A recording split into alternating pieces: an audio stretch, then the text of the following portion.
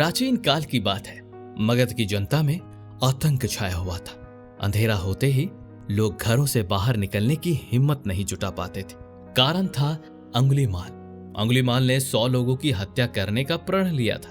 वह 99 लोगों को मार चुका था। अब एक ही बचा था उसका प्रण पूरा होने को। इसी वजह से पूरे गांव में उसका आतंक फैला हुआ था। अंगुलीमाल एक खूंखार डाकू था जो मगध देश के जंगल में रहता था। जो भी राहगीर उस जंगल से गुजरता था वह उसे रास्ते में लूट लेता था और उसे मारकर उसकी एक उंगली काट कर माला के रूप में अपने गले में पहन लेता था।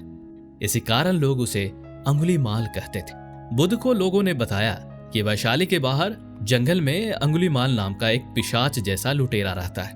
वो लोगों को लूटता है, मार देता है, फिर उनके हाथों की उंगलियां काटकर उसकी माला बनाकर पहन लेता है। ऐसे खतरनाक इंसान के सामने जाने से अच्छा है आज रात यहीं रुक जाए।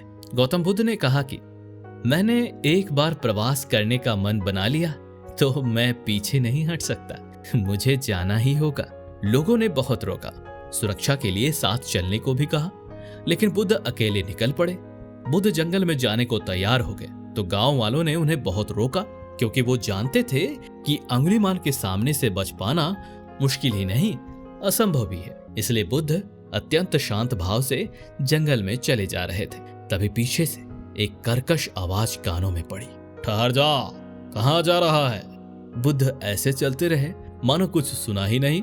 पीछे से और जोर से आवाज आई, मैं कहता हूं ठहर जा। बुद्ध रुक गए और पीछे पलट कर देखा तो सामने एक खूंखार काला व्यक्ति खड़ा था। लंबा चौड़ा शरीर, बढ़े हुए बाल, एकदम काला रंग, लंबे लंबे नाखून, लाल लाल आंखें, हाथ में तलवार लिए वह बुद्ध को घूर रहा था। उसके गले में उंगलियों की माला लटक रही थी। वह बहुत ही डरावना लग रहा था। बुद्ध ने शांत व मधुर स्वर में कहा, मैं तो ठहर गया, भला तू कब ठहरेगा? अंगुलीमाल ने बुद्ध के चेहरे की ओर देखा। उनके चेहरे पर बिल्कुल भय नहीं था, जबकि जिन लोगों को वह रोकता था वो भय से थर थर कांपने लगते थे। अंगुलीमाल बोला, ए सन्यासी, क्या तुम्हें डर नहीं लग रहा है? देखो मैंने कितने लोगों को मारकर उनकी उंगलियों की माला पहन रखी है। बुद्ध बोले, तुझसे क्या डरना? डरना है तो उससे डरो जो सचमुच तुमसे ताकतवर है। अंगुलीमाल जोर से हंसा। हे साधु, तुम समझते हो कि मैं ताकतवर नहीं हूं? मैं तो एक बार में 10-10 लोगों के सिर काट सकता हूं। बुद्ध बोले, यदि तुम सचमुच ताकतवर हो तो जाओ उस पेड़ के 10 पत्ते तोड़ लाओ। अंगुलीमाल ने तुरंत 10 पत्ते तोड़े और बोला, इसमें क्या है, कहो तो मैं पेड़ ही उखाड़ लाऊं। महात्मा बुद्ध ने कहा, नहीं, पेड़ उखाड़ने की जरूरत नहीं है।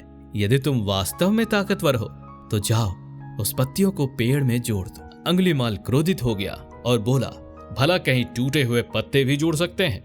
महात्मा बुद्ध ने कहा, तुम जिस चीज को जोड़ नहीं सकते उसे तोड़ने का अधिकार तुम्हें किसने दिया? एक आदमी का सिर जोड़ नहीं सकते तो काटने में क्या बहादुरी है?